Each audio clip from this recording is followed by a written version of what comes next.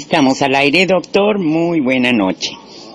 Muy buenas noches a todos los que nos están escuchando y que se están acercando a Radio La Nueva República. Soy el doctor José Antonio Lara Peinado. Estamos transmitiendo en vivo Psicoanálisis del Poder en México. Está abierto el chat de Radio La Nueva República. También está abierto el Twitter. Estoy en Twitter en @el Poder en México. A toda la gente que nos quiera mandar una pregunta, que nos quiera dar una opinión, que quiera acercarse a escuchar este programa, pues estamos aquí en vivo. Una gran disculpa de hace 8 días que me encontraba en Reynosa, fui a dar por allá unos talleres y el regreso terrible con un retraso brutal del vuelo de Viva Aerobús, que verdaderamente es un caos, pero creo que todas las líneas aéreas en este país son un caos, aparte de carísimas, un mal servicio, una mala atención, y bueno, fue imposible poder transmitir Psicoanálisis del Poder en México la semana pasada, así que una gran disculpa a todos los que ya se han empezado a acostumbrar a escucharnos y que de pronto, bueno, se corta la escucha hace 8 días, pero aquí estamos.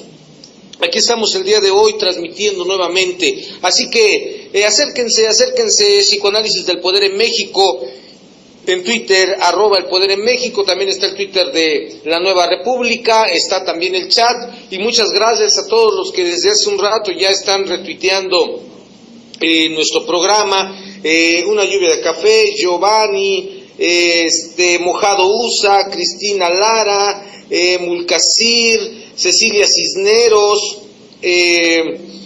Paul Castañeda, Pepe Garduño, Molotov, Ben, Vega, Paco Rodríguez, nuestro querido amigo periodista que tiene su columna Índice Político, que nos hace el favor también de retuitearnos y de escucharnos. Un abrazo, estimado Paco.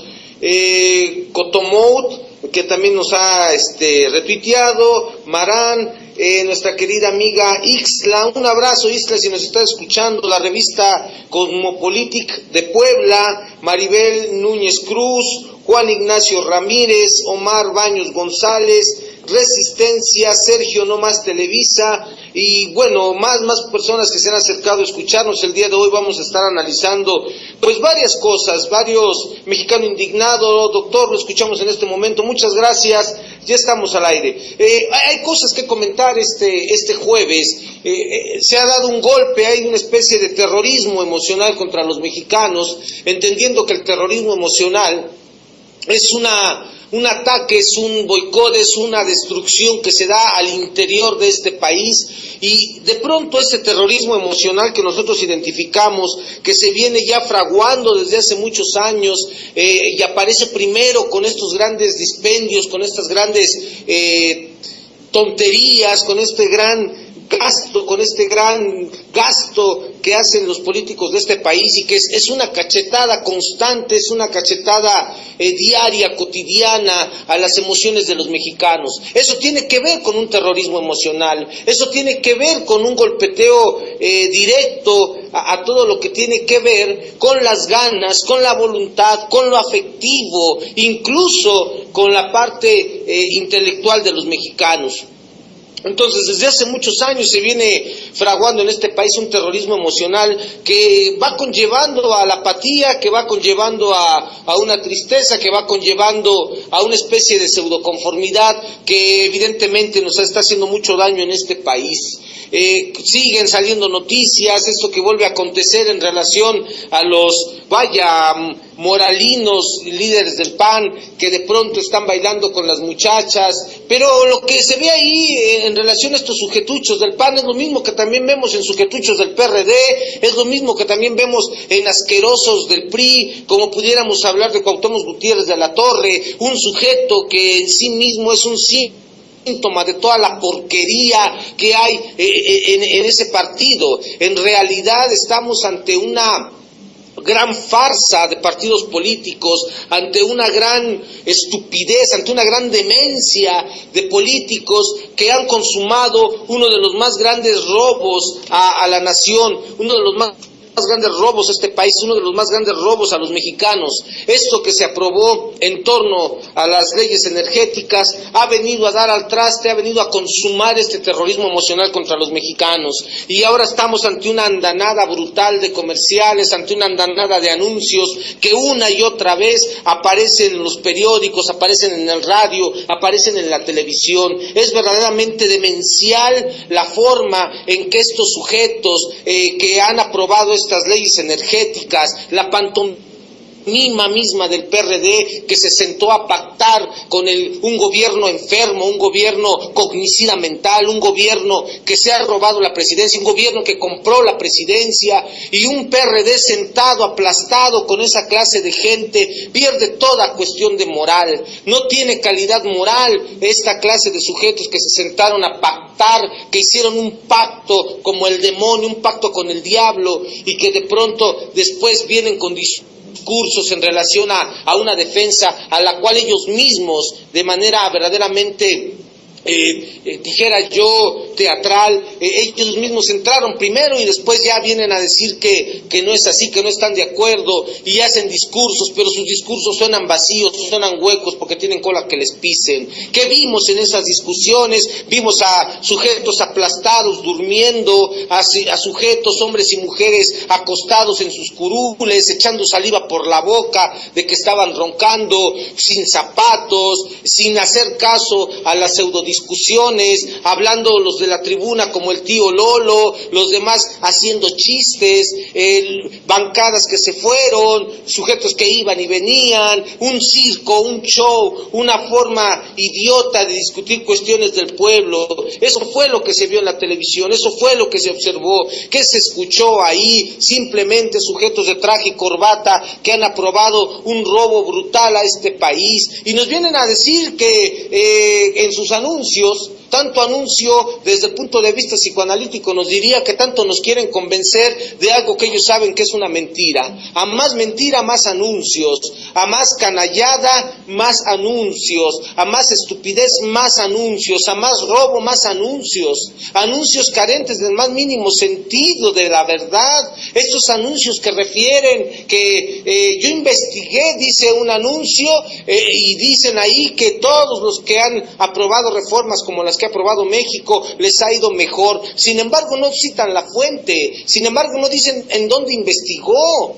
La realidad del mundo, la realidad de los países latinoamericanos nos dice que ahí donde han entrado las empresas extranjeras se han consumado los más grandes atracos al pueblo, se han arrasado con comunidades, se ha arrasado con los ríos, con las montañas, con las selvas. Ahí tenemos el ejemplo de las mineras en este país, que son verdaderamente un asco, que son un espacio de rufianes, de sujetos que vienen a explotar las tierras de los mexicanos y han dejado los pueblos completamente vacíos. Están contaminando los ríos en Sonora, están contaminando los ríos en Hidalgo, están contaminando los ríos en el norte del país, los pocos que puede haber todavía limpios. Entonces, ¿en base a qué sacan esta clase de anuncios? Personas contratadas para hablar bien de una reforma energética, pero otra vez,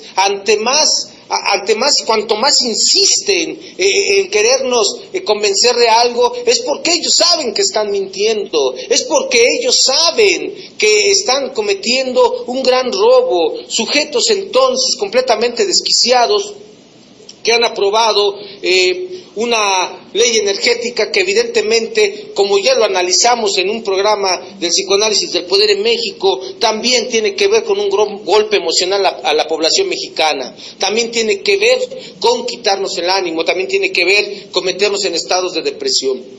Entonces, ¿quiénes son los que van a operar esas leyes que han aprobado? ¿Quiénes son los que las operaron? ¿Quiénes son las que los autorizaron? Pues son sujetos que a fin de cuentas, corruptos todos ellos, y dentro de esta corrupción ellos hablan de bondades, ellos hablan de desarrollo, y vale que recordemos un poco qué es esto de la corrupción, ¿no?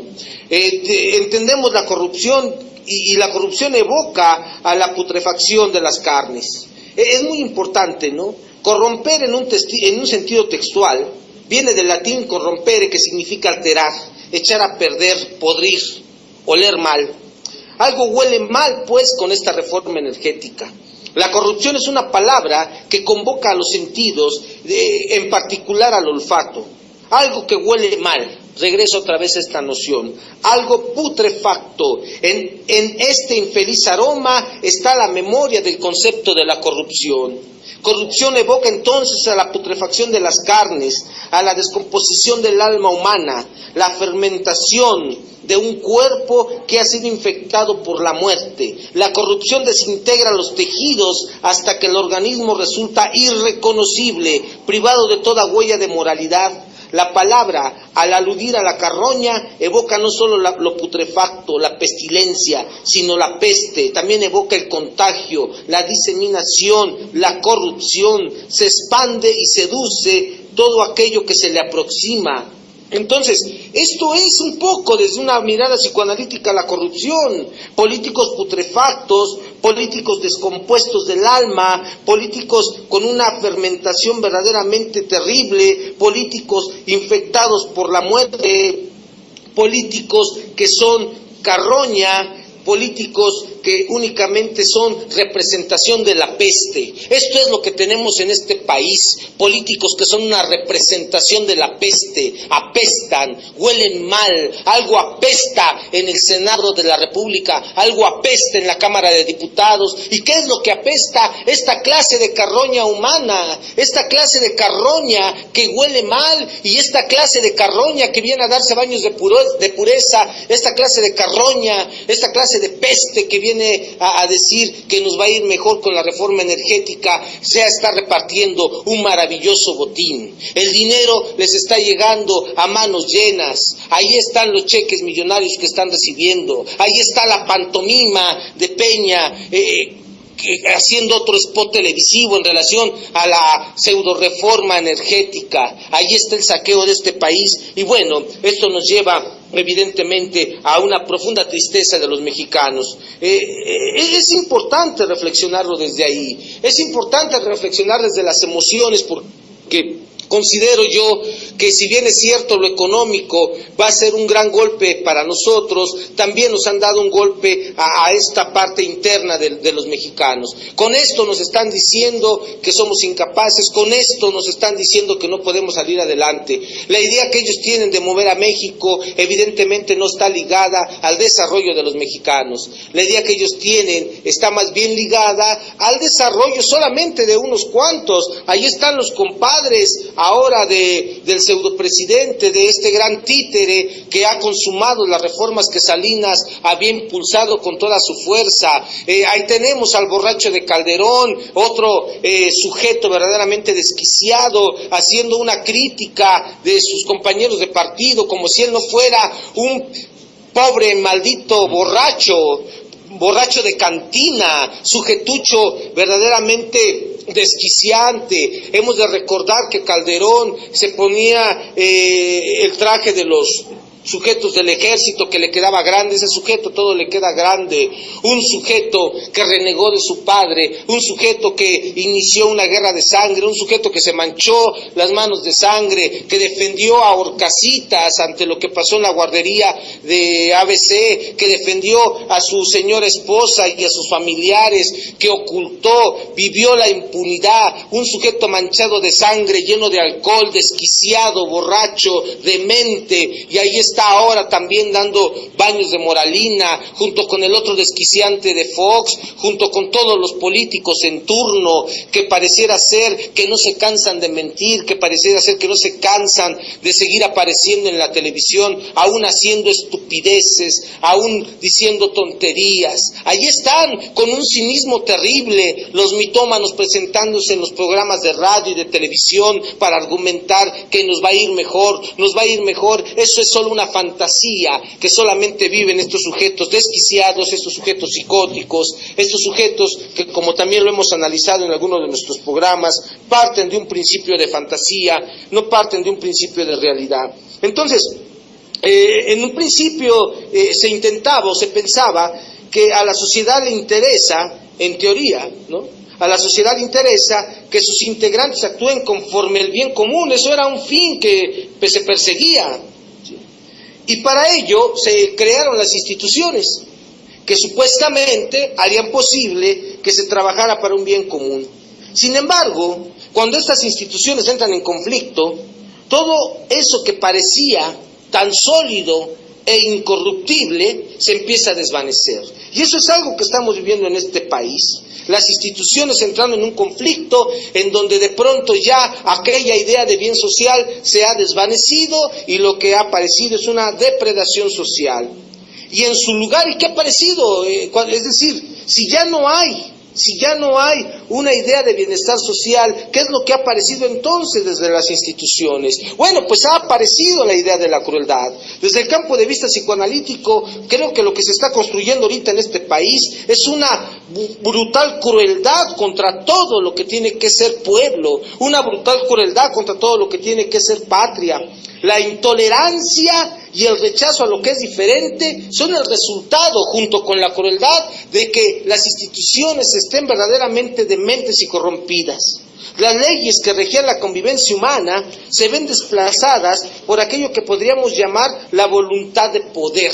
¿De cuál poder? Del poder de las televisoras, del poder del dinero. Son ellos ahora los que rigen las leyes de la convivencia social. Ya no son las instituciones, ya no es el pueblo, ya no es la Constitución. Aunque se llenen la boca hablando de la Constitución, ahora los que están rigiendo el asunto de la ley, de una pseudo ley, es la televisión, son los empresarios, son todos los que van a venir a invertir, entre comillas, a invertir este país, que se están frotando las manos con todo lo que van a robar, con todo lo que van a saquear. No les va a alcanzar la boca para tragarse todo lo que saquen de este país, y sin embargo, ahí están, presentes todo el tiempo. Y estos sujetos sostienen la bandera de la crueldad, la intolerancia y el rechazo a todo lo que tiene que ver con el pueblo. Las leyes, entonces, han dejado de regir desde el ámbito del pueblo y la Constitución, y psicoanalíticamente hablando, hay otros poderes que se han hecho cargo de asumir eso que tiene que ver con la aspiración de dominar al Estado. Entonces, el Estado, que había velado por procurar justicia y hacer cumplir las normas, muestra más bien un interés, ahora lo vemos, por monopolizar la injusticia y la violencia. ¿Cómo se representa? ¿Cómo representamos al Estado hoy en día? ¿Cómo representamos a Peña Nieto a partir de la injusticia y la violencia? Pero también así representamos a las instituciones de este país. Si algo puede definir las instituciones de este país, son la injusticia y la violencia. Entonces, si entramos, si las exigencias sociales se relajan o se suspenden, entonces aparece el verdadero rostro de estos sujetos. ¿Y cuál es el rostro de estos sujetos? Como lo hemos dicho al inicio de nuestro programa, es la putrefacción, la peste, la carroña. Eso es lo que está ahora apareciendo, y eso es lo que lamentablemente estamos observando, estamos viviendo, y todo lo que nos falta, porque esto no es algo que se vaya a acabar así. Ahorita apenas estará iniciando o estará continuando de manera terrible un suplicio más para los mexicanos. Vamos a empezar a vivir y entrar a la era de la nueva esclavitud, este neocolonialismo que está llegando a este país. Así que, pues con estas primeras consideraciones, vámonos a un corte, vámonos a una melodía. Esto es Psicoanálisis del Poder en México. Estamos transmitiendo en vivo por lanuevarepublica.org. Vámonos pues a una melodía. Regresamos. Bien, pues ya estamos de vuelta, Psicoanálisis del Poder en México, en la Nueva República. Me están escribiendo muchos tweets. Muchas gracias a todos los que nos están escuchando. Esperaría al final del programa poder nombrar a los compañeros que se han tomado la molestia de mandarme un mensaje vía Twitter, @El Poder en México. También tenemos el chat de la Nueva República. Hay varios comentarios. Estamos entrando en materia de nuestro programa del día de hoy, y de pronto aparece en la escena de las noticias, aparece en la escena de esta izquierda mexicana, en el escenario tan terrible, tan desastroso que estamos viviendo, aparece la carta de Fernández Noroña a Andrés Manuel López Obrador. Evidentemente en nuestro programa haremos una lectura psicoanalítica de la carta, y aclaro que es psicoanalítica porque en nuestra lectura si es desde este campo, no vamos a estar diciendo si estoy de acuerdo o no estoy de acuerdo, si me parece bien o no me parece bien. Eso lo pudiéramos hacer si no estuviéramos haciendo una lectura desde el campo psicoanalítico.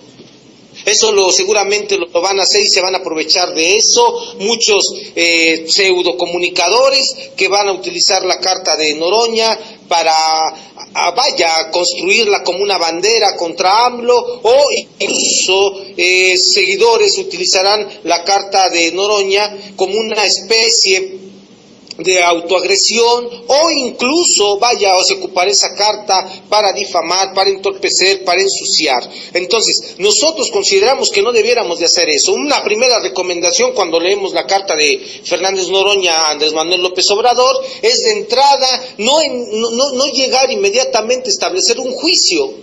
Tenemos que leer las cosas, tenemos que revisar las cosas, tenemos que resignificar lo que se lee, no para estar asumiendo juicios de bueno y malo, porque estos juicios de bueno y malo a lo único que conllevan son a discusiones estériles. Y desde el campo de la izquierda, desde el campo de la lucha, desde el campo de los colectivos, no podemos darnos el lujo, los que estamos en estos procesos de lucha, no podemos darnos el lujo de estar dirimiendo cosas a partir de un juicio moral en donde me cayó bien la carta o me cayó mal la carta, me cae bien AMLO o me cae mal AMLO, me cae bien Noroña o me cae mal Noroña. Ese no es el punto. Lo que tenemos que discutir es cuál es el trasfondo de esta carta, y vamos a iniciar haciéndonos una pregunta pertinente para nuestro programa.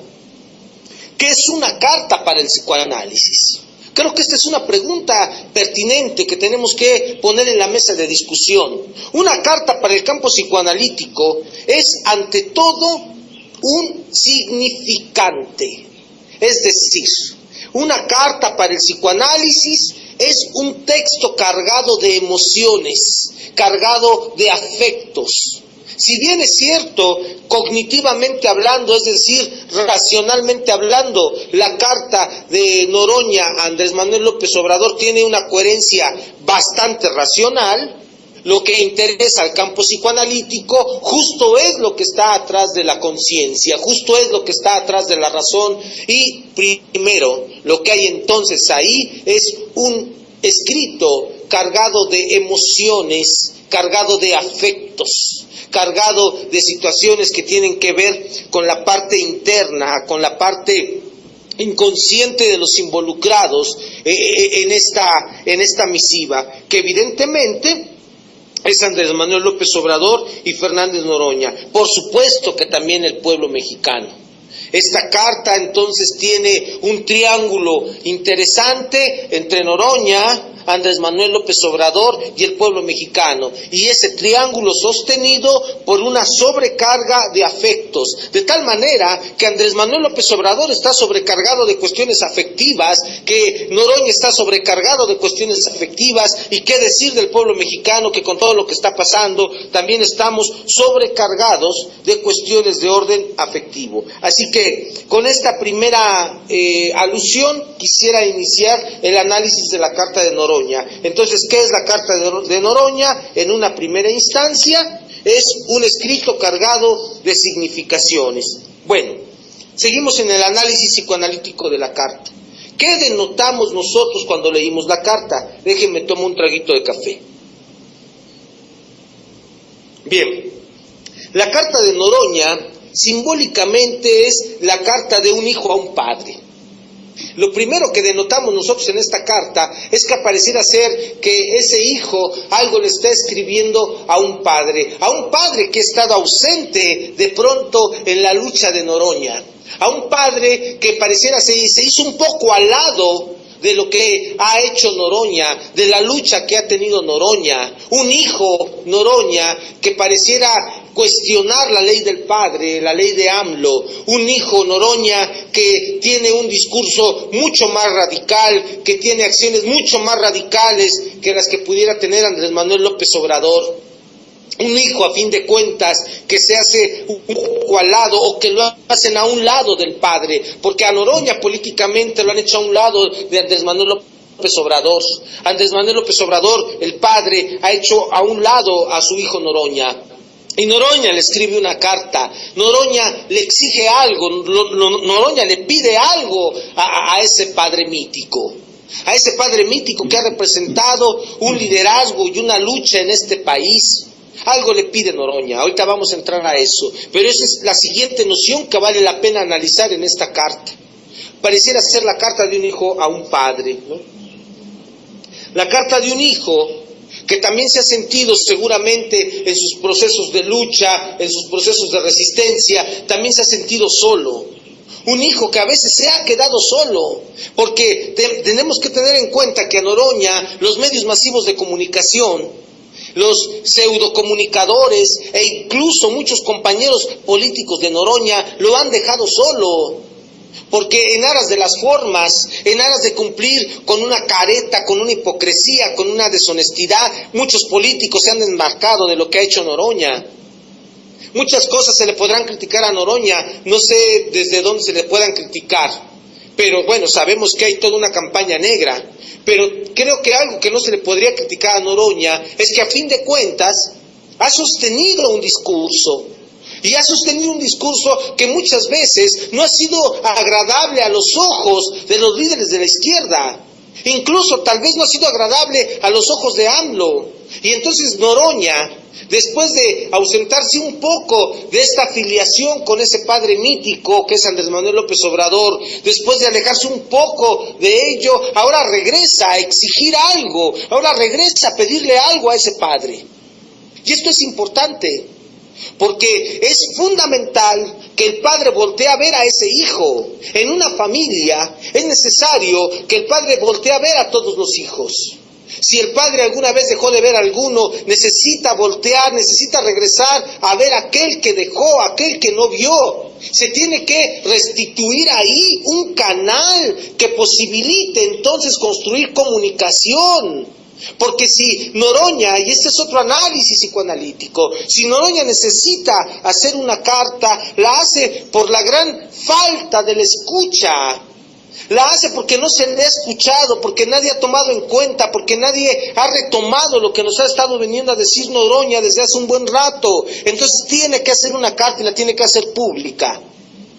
Entonces, creo que es fundamental que el padre voltee a ver al hijo. ¿Por qué Noroña, dónde habrá estado psicoanalíticamente hablando el corte entre Noroña y AMLO? Claro, aquí la gente podría decirme, no, pero ellos nunca han roto, bla, bla, bla, bla, bla. No, yo no estoy diciendo que hayan roto. Lo que sí trato de explicar es que simbólicamente hablando, Noroña de pronto no apareció en los círculos más cercanos a AMLO. Incluso la carta hace una crítica muy fuerte a uno de los hijos de AMLO, en donde le dice que cómo es posible que mandó a ese hijo a plantón en el Senado, al cerco al Senado, con toda la razón, porque creo que Andrés Manuel López Obrador tiene que reconocer a todos los que honestamente están construyendo la lucha desde abajo, y no es necesariamente su hijo un representante de una lucha colectiva bajo ninguna circunstancia. Seguimos con el análisis, ¿no? Un hijo que rompe con el padre. ¿Y por qué rompe con el padre en su momento? Bueno, porque Andrés Manuel López Obrador y el movimiento se suben al carro del amor, se suben al carro de la lucha pacífica. Esto es interesante, lo de la lucha pacífica, porque más adelante pareciera que Noroña quiere conciliarse con el padre vía ese tema, pero regreso, ¿no? Mientras que de pronto unos se suben al discurso del amor, el otro, el hijo, no acepta el discurso del padre y pone en la mesa de discusión la necesidad de acciones diferentes, contundentes, distintas a lo que está proponiendo ese padre mítico. Entonces, eso marcó evidentemente un corte, ¿no? ¿Qué le pide Noroña a Andrés Manuel López Obrador? Creo que acá es lo interesante desde este punto de vista psicoanalítico. ¿Qué es lo que le está pidiendo a AMLO? Bueno, pareciera ser que Noroña le está pidiendo que asuma algo que tiene que ver con la ley. Otra vez, pareciera ser que Noroña le solicita, urgentemente le grita a AMLO, a ese padre mítico, que asuma algo que tiene que ver con la ley, algo que tiene que ver con un límite, algo que tiene que ver con un corte. La carta de Noroña denota una gran necesidad, una fuerte necesidad de decir, paren esto. Esto que estamos haciendo no sirve, alto, necesitamos parar, necesitamos cortar, necesitamos que alguien le ponga un límite a esta pseudolucha.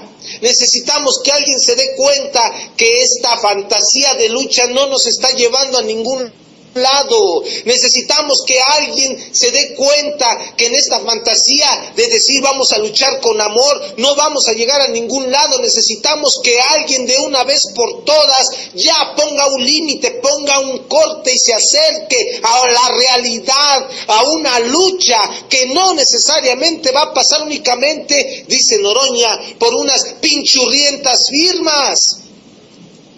Y Noroña entonces discute un principio de realidad. ¿Van a servir de algo las firmas? Le solicita, le grita a AMLO, basta de eso, alto a eso. No es el camino. Salgámonos de la fantasía, entremos a la realidad, entremos a una lucha real. Padre, hazme caso.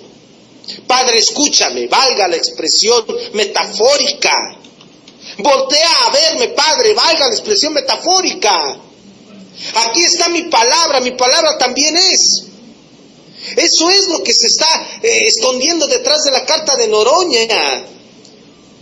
Un grito, dijera yo, descarnado, en donde está solicitando que aparezca otra vez el padre mítico AMLO a asumir la ley. Y cuando digo asumir la ley, no me estoy refiriendo a cuestiones que tengan que ver con la legalidad, con abogados, no me estoy refiriendo a eso. Me estoy refiriendo a esta ley interna que hace que las cosas caminen en un sentido real, que hacen que las cosas rompan el imaginario. El ser humano tiene la necesidad de romper el imaginario para entrar al mundo simbólico de lo real, pero pareciera ser, porque eso es lo que nosotros percibimos en la carta de Noroña, pareciera ser que lo que denuncia Noroña ahí es que estamos viviendo en un imaginario, en una fantasía que no nos va a llevar a ningún lado, que no nos ha llevado a ningún lado. Y para eso Noroña refiere algunas cuestiones fundamentales como son los robos de la presidencia. Por eso decimos, ¿acaso con tanta corrupción, con tanta peste, con tanta gente que apesta en las instituciones de este país, van a respetar una consulta? Con esta gente que apesta, con esta gente putrefacta, estos sujetos van a darle legalidad a unas firmas, pero la respuesta es que no. Entonces se grita, se está solicitando que alguien ponga un alto, que alguien ponga una ley, que alguien corte, que alguien diga hasta aquí. Eso es algo que está buscando la carta, y de pronto pareciera ser que tenemos que hacer preguntas a Andrés Manuel López Obrador. Pero antes de pasar a las preguntas, quisiera que fuéramos a otro corte musical. Regresamos en unos minutos. Estamos analizando la carta de Fernández Noroña a Andrés Manuel López Obrador. Esto es Psicoanálisis del Poder en México. Estamos transmitiendo en vivo por lanuevarepublica.org. Regresamos con las preguntas que devienen de la carta de Noroña a AMLO. Preguntas que hay que hacerle directamente a Andrés Manuel López Obrador. Regresamos en unos minutos. Sigue escuchando Psicoanálisis del Poder en México con el doctor José Antonio Lara Peinado. Regresamos. Bien, regresamos al análisis que estamos haciendo psicoanalítico de la carta de Fernández Noroña a Andrés Manuel López Obrador. Tratando de resumir para contextualizar y continuar con las preguntas que devienen de esta carta. Hemos dicho que una carta para el campo psicoanalítico no es más que un lugar cargado de significantes, y que los significantes tienen que ver con cuestiones de orden afectivo, de tal manera que en primera instancia la carta de Noroña es una carta cargada, sobrecargada de cuestiones afectivas, emocionales, de cuestiones que evidentemente tienen que ver con algo que nos han golpeado mucho, que tiene que ver nuestros afectos. En un segundo momento hemos dicho que la carta de Noroña pareciera ser la carta de un hijo a un padre, una carta en donde algo se le exige a ese padre, en donde se le pide a ese padre que voltee, en donde se le pide a ese padre la escucha, en donde también se le pide a ese padre que aparezca para la introyección, para la construcción de aquello que tiene que ver con la ley. Y hemos dicho que esta carta no está hablando de una ley en términos de justicia, de abogados, no es esa ley, sino es una ley interna, esa ley humana que nos dice que tenemos que frenar algo, que nos dice que tenemos que parar, que nos dice que tenemos que cortar, y que tenemos que cortar para no estar viviendo en el ámbito de la fantasía. Creo que esto es fundamental en la carta de Noroña. No vivamos más en la fantasía. Si pudiéramos resumir psicoanalíticamente un poco la carta, algunos pedacitos de la carta, tendrían que ser eso. Noroña está gritando que no podemos estar siguiendo viviendo en una fantasía, en una pseudo fantasía que no nos va a llevar a ningún lado, que no nos ha llevado a ningún lado y que nos ha llevado, pareciera ser también, a golpearnos emocionalmente. Entonces, le pide a ese padre que voltee, le pide a ese padre que le escuche. Y entonces tendríamos que hacerle preguntas básicas a Andrés Manuel López Obrador. Preguntas básicas número 1, ¿está dispuesto a asumir la ley? Y no me refiero a la ley con la cual lo han pseudo-criticado toda esta bola de mafiosos, asesinos, criminales de las televisoras y políticos en turno. No, Andrés Manuel López Obrador, la pregunta es, ¿estás consciente? ¿Quieres asumir un corte? ¿Quieres de pronto decir basta? Tenemos que andar por otro camino. Esa es una pregunta. Él está dispuesto a hacer eso. Hay que preguntárselo a Andrés Manuel López Obrador. También hay que comprender algo fundamental. ¿En qué momento Andrés Manuel López Obrador se colgó del discurso que tiene que ver con la lucha no violenta, con la lucha pacífica? Eso no fue una obra del Espíritu Santo. Andrés Manuel López Obrador se le persiguió, se le injurió, se le castigó en los medios masivos de comunicación, se le destrozó el periódico, vía los programas de radio, vía la televisión, vía panfletos que decían una sarta de estupideces y de mentiras. Entonces, es importante esto. Un sujeto que fue destrozado, ¿sí?, que fue completamente lastimado, golpeado de manera brutal en este país, este sujeto se podría sostener toda la vida en un discurso abierto, duro, frontal. La respuesta es que no. El golpeteo mediático que vivió Andrés Manuel López Obrador le destrozó buena parte de sus emociones.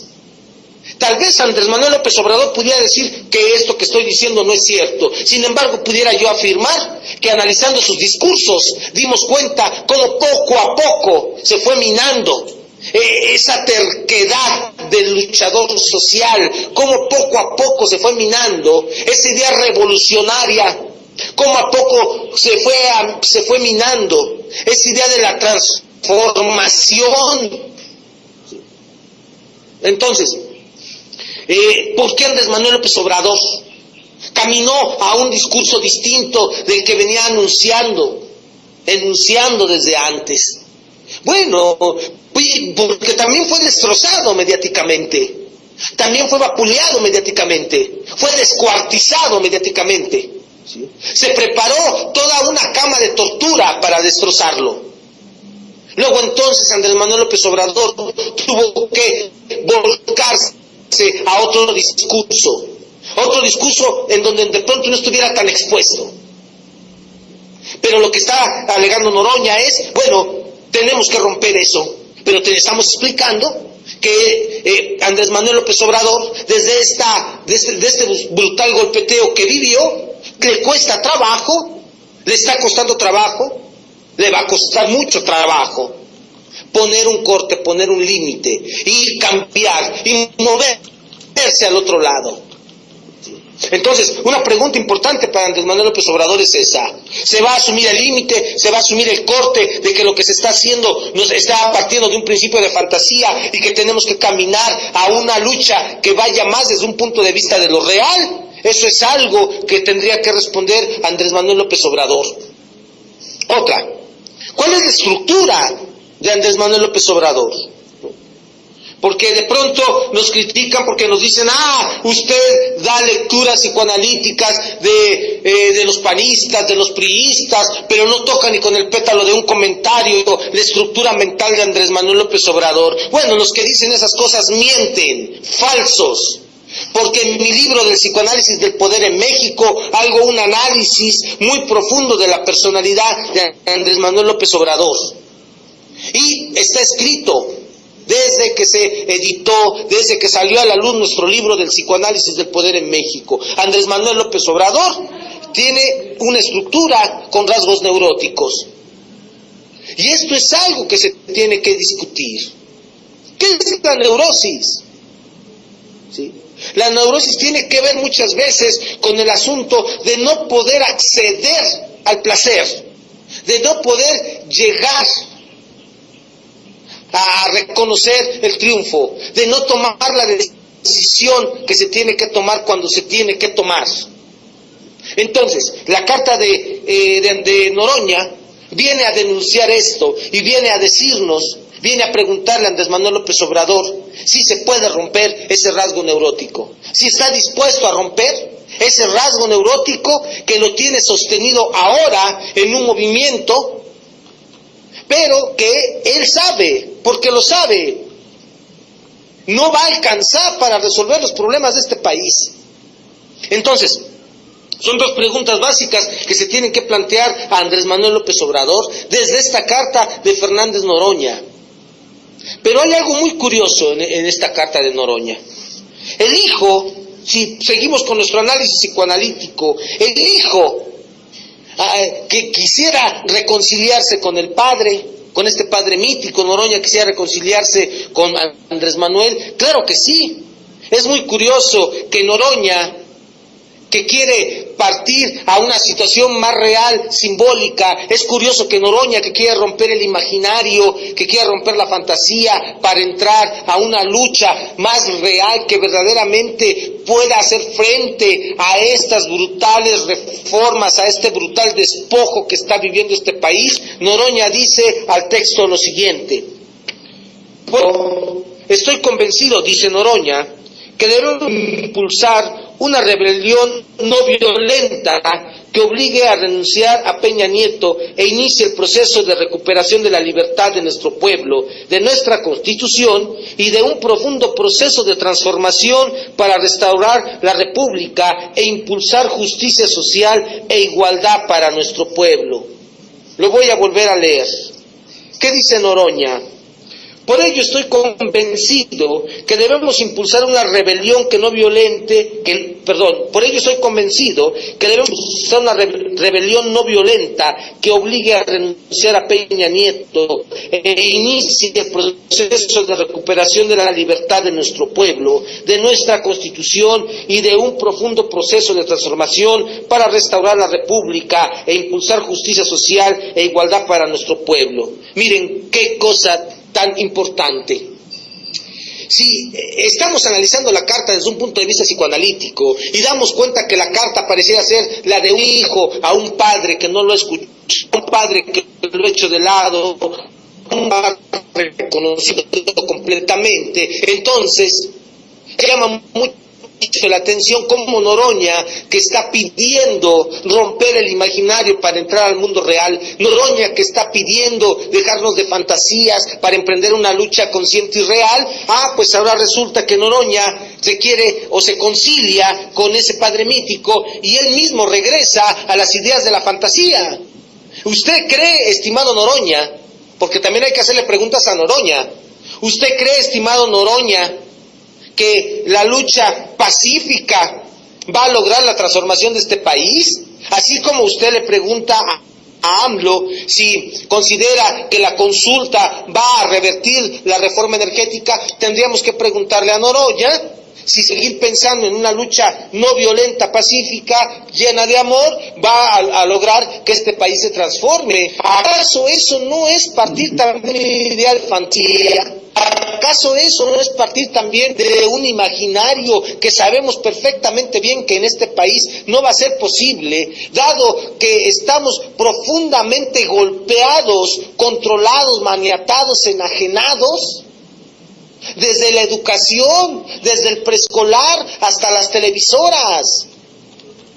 Entonces, seguimos y dice Noroña que obligue a renunciar a Peña Nieto con una manifestación no violenta, dice Noroña, con una resistencia civil, con una desobediencia civil. ¿Qué acaso eso no es partir también de un imaginario, de una fantasía? Esto es importante. Porque si Noroña le está solicitando a Andrés Manuel López Obrador que ya rompamos el imaginario para pasar a una lucha más real, tendríamos que también pedirle a que rompa a él también el imaginario para pasar a una lucha más real. Porque lamentablemente, desde estas ideas que él mismo está planteando, se sigue partiendo de un imaginario. Y entonces ustedes creo que podrán venir en este momento a decirme, con toda la razón del mundo, entonces usted está pidiendo que se derrame la sangre, entonces usted está pidiendo violencia, entonces usted está pidiendo que ya le entremos a los trancazos. No lo sé si lo estoy pidiendo o no. Lo que sí sé es que solamente se pueden transformar cosas, que solamente se pueden mover cosas, que solamente se pueden revertir cosas a partir de que un ser humano se enfrenta a un brutal quiebre de la fantasía. Solamente se puede luchar y construir revolución, solamente se puede luchar y construir transformación de un pueblo a partir de que se logra el quiebre de algo, a partir de que alguien nos rompe la estructura de la fantasía. Solamente así se puede empezar a construir la idea de una revolución que emerja desde los colectivos del pueblo.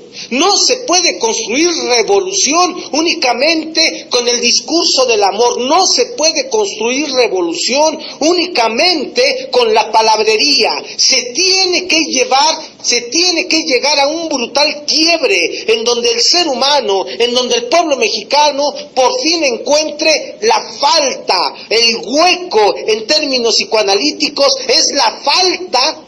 Esa falta brutal de algo la que va a hacer, la que va a posibilitar que entonces sí retomemos los caminos de una lucha. Y si esa lucha tiene que ver con asuntos que van más allá de lo no violento, tal vez se tendrá que dar en este país.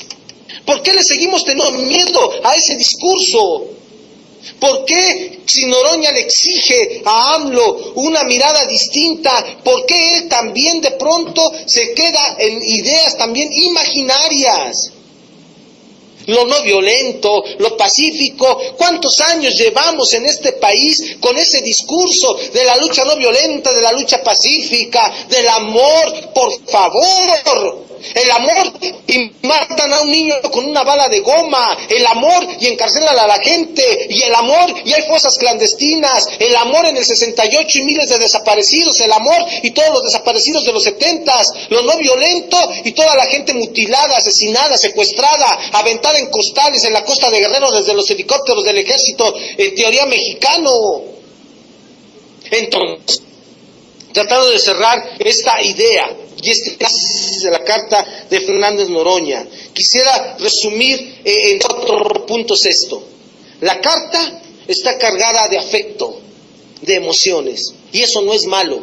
Es necesario volver a estos afectos, a estas emociones. La carta de un hijo que le solicita al padre mítico que asuma el asunto de la ley, entendiendo la ley. Ya lo hemos dicho, no desde los juzgados, nos referimos a esa ley interna del hombre que le dice que vamos por un camino y ese camino no sirve, es un camino fantasioso, tenemos que regresar a la senda de un camino real, simbólico, que posibilite entonces retomar ejercicios de lucha. una carta en donde se le está solicitando al padre que voltee, que se le está solicitando al padre que escucha, y esperamos que Andrés Manuel López Obrador se pronuncie ante la carta de Noroña. Y hemos analizado también que Noroña en esta carta quiere conciliarse con ese padre. Noroña en esta carta algo también está pidiendo y también está denunciando de él mismo y quiere conciliarse con él a partir, lamentablemente, también de un discurso que muchas veces pasa por cuestiones de orden imaginario. Creo que la carta de Noroña es una carta entonces que se tiene que analizar sin estar tomando partidos, sin estar diciendo si es buena o mala, sin estar diciendo si estamos de acuerdo con AMLO o estamos de acuerdo con Noroña. Esa no es la discusión. La discusión que está planteada aquí es que es necesario que yo denoto que hay una gran necesidad de que algo se corte, de que algo se quiebre, de que algo se pare, de que se provoque de una vez por todas una falta, y que ante esa brutal falta entonces sí el mexicano pueda salir a tratar de calmar esa falta que es posibilitadora entonces de lucha, de revolución, de resistencias, pero podría ser a partir del amor o podría ser a partir de acciones más conscientes. Bueno, creo que eso es algo que nos va a competir y que nos compete a la sociedad mexicana. O vamos a seguir en el discurso o vamos de una vez por todas a tomar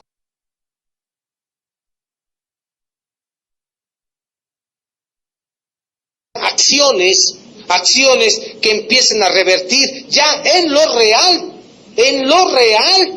lo que está pasando en este país. Eso es algo que nos compete como mexicanos. O le apostamos a una lucha enmarcada desde el ámbito de lo real, o le vamos a seguir apostando a una lucha desde la fantasía que lamentablemente nos va a llevar otra vez a un mundo de fantasía. Y el mundo de fantasía, lamentablemente, no es el mundo que hace que los pueblos salgan adelante. El mundo de la fantasía es un mundo de mentira, es un mundo de imaginario. Necesitamos regresar a un mundo de la lucha, a un mundo de lo real. En fin, tenemos muchas cosas que pensar, tenemos también muchísimas más cosas que hacer. Esto es Psicoanálisis del Poder en México. Quiero darles las gracias a todos los que nos han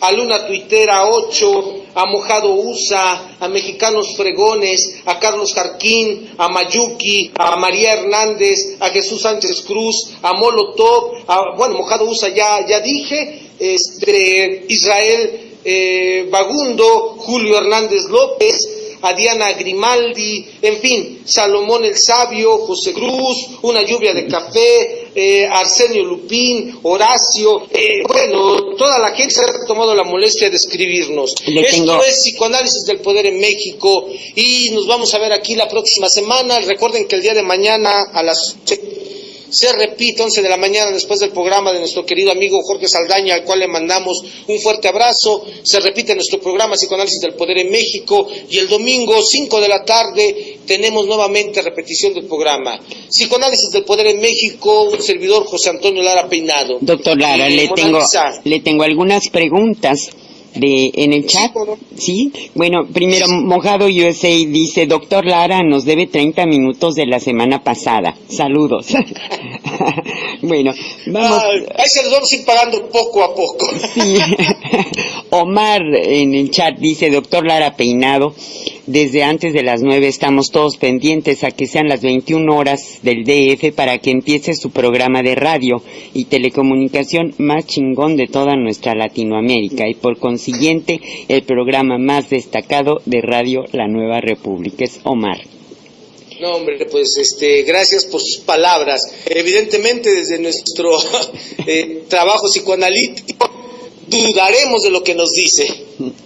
Veracruz 2414 dice: solo quisiera saber, doctor Lara Peinado, ¿qué más problemas mentales colectivos va a provocar el sentir de frustración entre la gente ante esta rapiña descarada? De por sí, la neurosis es uno de esos problemas. ¿Cuáles otros podrían venir? Considero yo que va a ser primero una depresión, y creo que el más preocupante, hemos dicho que una persona tiene que tener 3 áreas fundamentales en equilibrio, que es su intelecto, su afecto y su voluntad.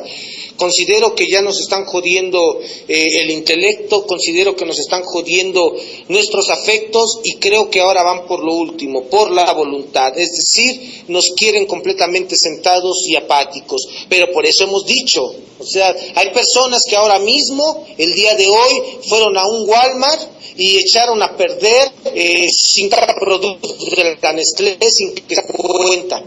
Hay gente que fue a un Soriana y echó a perder 50 cajas de huevo que vienen de Estados Unidos sin que nadie se diera cuenta. Es decir, o nos vamos a quedar completamente sentados, inactivos, o desde estas pequeñas cosas que parecieran poco pero que son mucho, empezarles a los dueños del dinero que pues no estamos de acuerdo. Entonces, donde nos llevan a que nos quedemos completamente apáticos y a la depresión. Pero bueno, tenemos que empezar a romper eso y hay gente que ya lo está haciendo. Otra pregunta de Gloria AMLO. Ella señala el hecho de que Noroña quería formar un partido político meses antes de que AMLO anunciara que también formaría un partido político. ¿Sería un motivo por el cual su crítica a AMLO? ¿Qué opina? Y otra, una rebelión, desobediencia civil, ¿en qué momento es posible? Bien, lo primero, creo yo más bien que no creo que sea un asunto de pleito ideológico de partidos. Creo, como lo hemos analizado, que es una carta de un hijo a un padre. Es decir, Noroña está también reclamando su lugar en la lucha de AMLO. Y AMLO creo que es necesario que también acerque a ese hijo a su lucha, pero creo que tienen que ponerse de acuerdo en ámbitos del discurso que ahora se tiene que dar y de la idea de una lucha que parta más de lo real y no de la fantasía. Esa considero que sería una primera apreciación. ¿Cuál es la segunda pregunta, Mona Lisa, por favor? Una rebelión, desobediencia civil, ¿en qué momento es posible? La desobediencia civil es posible en cualquier momento. De hecho, ya empieza a haber desobediencia civil en muchos sentidos. Desde la gente que de pronto ha buscado a los compañeros para colgarse de la luz y no pagar la luz. Desde la gente, por ejemplo, que en su enojo es capaz de, se me ocurre, hacer una pinta en una pared del gobierno, desde la gente que en su momento de coraje organiza un comedor. Creo que ya la desobediencia civil, creo que ya tendría que estarse moviendo, y ya se está moviendo en este país, pero creo, sin embargo, la pregunta es si esa desobediencia civil se va a seguir haciendo desde estas pequeñas cosas como incluso el mismo no pagar el IVA en la gasolina, porque a fin de cuentas es una persona con un ciclo de una forma u otra social, pero cualquier persona que quiera hacerlo habría que decir si lo puede hacer, lo meten al bote y Noroña a lo mejor tiene para pagar la multa, los demás no tienen para pagar la multa, pero tal vez tengamos que caminar a otro tipo de desobediencia civil, en donde, como hemos visto en otros países, un grupo de 30 gentes toma una gasolinería y durante 5 minutos surten gasolina gratis a quien se acerque y después se van. Esto lo hemos visto en muchos países de Latinoamérica. Entonces, no sé si tengamos que caminar de pronto a esa desobediencia civil que yo considero ya acontecido. Tenemos en este país noticias de, por ejemplo, carros de ferrocarril llenos de maíz que de pronto, como en la Revolución, son sacados de las vías y son saqueados para llevar alimento a la población. Entonces yo creo que estamos ya en ese camino. Si la pregunta de fondo es, ¿usted considera que la lucha pacífica no violenta va a provocar la transformación de este país? Psicoanalíticamente hablando, consideraría que no, que el ser humano en sí mismo requiere un profundo quiebre para una transformación. Y ese quiebre lamentablemente no se da desde los discursos del amor, tiene que darse lamentablemente, nos dice el psicoanálisis, también de forma a veces violenta. ¿Qué más, Mona Lisa? Otra pregunta de Miguelina. Dice, bueno, ella señala, como dice el señor Saldaña, estamos educados para soportar las injusticias y aparte premiarlos y agradecerles. Y continúa, sí, Noroña es más radical, pero ¿cuántos comulgan con él? Dice, el pueblo en mayoría no está listo o preparado, no está informado. Si no puede hacer desobediencia civil, ¿cómo lograr un paro nacional? Bueno, voy a tratar de resumir la respuesta con una cuestión que uno escucha en los pueblos y en las comunidades. Cuando uno va a los pueblos, a la gente que es sabia, la gente de los pueblos dice, mire doctor, pues ya no hay posibilidad de palabras, vienen los chingadazos. Entonces, sí, la gente pueda no estar preparada, la gente pueda no estar enterada, pero la gente ya está viviendo en carne propia el asunto de la pobreza, el asunto de la falta. ¿Qué pasaría, nos preguntamos, si de pronto esa gente que está viviendo el asunto de la pobreza y la falta se entera de que hay personas que están, se me ocurre, dando comida a los que menos tienen y le están quitando comida a los ricos para dársela a los que menos tienen? ¿Qué va a pasar? O sea, aunque no estén enterados, esa gente seguramente se va a unir a esa causa. Considero que precisamente nos falta, claro, mucho trabajo en torno a la concientización y en torno a que la gente se entere de lo que pasa, romper los cercos informativos, pero yo no creo que tarde mucho en que acontezcan movimientos que van más allá otra vez de los discursos pacíficos. Comulga con Noroña o no comulga con él, con AMLO o no comulga con él. Creo que tal vez ese no es el punto. Creo que el punto es lo que estamos viviendo los mexicanos, y considero yo que el discurso de Noroña y el discurso de AMLO van a tener que llegar a un momento de cruce en donde de ambos discursos algo se tendrá que reconocer para enmendar un nuevo camino de lucha. Yo creo que es importante y es trascendente que vengan estas cartas porque posibilitan lo que hemos dicho en el programa el día de hoy, un cierto quiebre de algo, y ante ese quiebre podemos caminar a otros sentidos. ¿Qué más, Mona Lisa? También Miguelina comenta, estoy convencida de que quien está informado tiene el deber de compartir la información en las calles. Y pues se aprovecha a levantar las firmas para informar a la gente. Es más bien ese un gran pretexto. Y otra cosa importante que también me señalan es que el principio de que nos consulten a todos y que esto sea masivo es también una forma de rebelarse y de resistir, porque al dar su firma están diciendo quiero que me tomes en cuenta, y ya van 1.600.000 gentes y pues así está pasando. Otro comentario, y aquí cuando un poquito la sorna o no sé qué se presenta a veces en el chat, alguien dice enójense las comadres y sáquense las verdades. Bueno, evidentemente todo lo que se dice desde estas metáforas dice mucho y dice nada. Acá no hay mentiras ni hay verdades, lo que hay es un discurso en una carta cargado de afectos, dirigido a un sujeto también que es AMLO, cargado de afectos, y que estos discursos pueden provocar un quiebre, y un quiebre posibilita una reconstrucción de algo. Así que pues en ese sentido yo creo que ahí seguiríamos caminando, Mona Lisa. Muy bien, doctor, pues nada más yo quisiera aprovechar este programa tan importante de la radio como lo comentaba Omar, para mandarle un saludo y nuestros mejores deseos al señor Saldaña. Toda la semana ha estado hospitalizado, me informan que le están haciendo estudios completos para que el tratamiento sea más efectivo, pero pues sí, yo sí estoy preocupada y le mandamos nuestros mejores deseos. Sí, seguro, y bueno, voy a estar en contacto con él, yo creo que mañana con su familia para ver en qué podemos apoyar.